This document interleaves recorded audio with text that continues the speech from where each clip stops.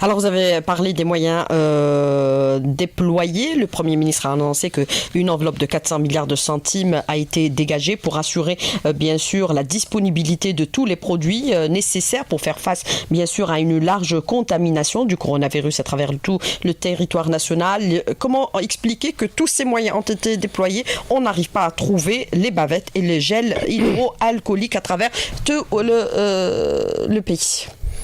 Alors, une pression intense sur ces deux produits. Pression intense, elle est dans tous les pays. Ce n'est pas propre à l'Algérie.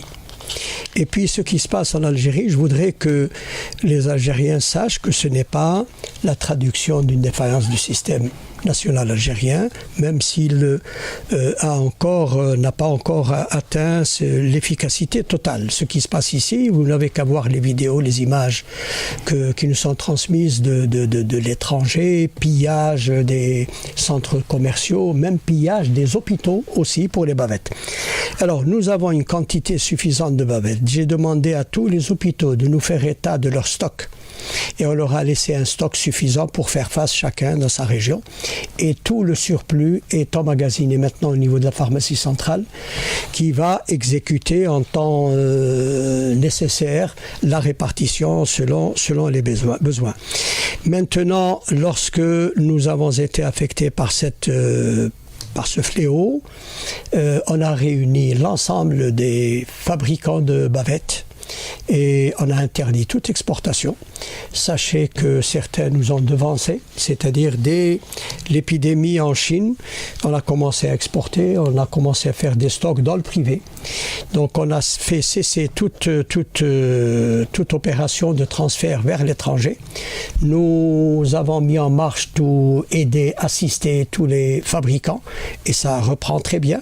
On les a aidés pour ceux qui avaient les matières premières qui étaient bloquées au port, donc on leur a donné toute l'assistance pour qu'ils se mettent à fabriquer. Quant au gel, je veux rassurer mes concitoyens que c'est vrai que le gel hydroalcoolique, il peut être fabriqué chez nous. Vous savez, c'est de l'eau purifiée, c'est de la glycérine, c'est de l'eau oxygénée et du glycérol. Voilà. Donc ça se fait ici sans problème. Et puis, ceux qui n'ont pas le gel, ceux-là vos savons. C'est largement suffisant. Du savon. Alors, du savon qui bousse bien pendant 20-30 minutes, bien frotté, bien nettoyé, et puis rincé à l'eau. C'est largement suffisant, ce d'autant qu'on doit le faire plusieurs fois dans la journée. Voilà. Mais est-ce qu'il y a par exemple des dispositions qui pourraient être prises pour faire en sorte qu'il soit disponible en vente libre, professeur Alors, les fournisseurs, il est en vente libre. Le gel était en vente pas forcément au niveau des officines. Et ceux qui ne le trouvent pas peuvent utiliser du savon sans aucun problème. Alors, pour nettoyer dans la maison, l'eau de Javel. L'eau de Javel est largement suffisante pour nettoyer les ustensiles, les tables, tout ce qui... toutes les surfaces. Toutes les surfaces.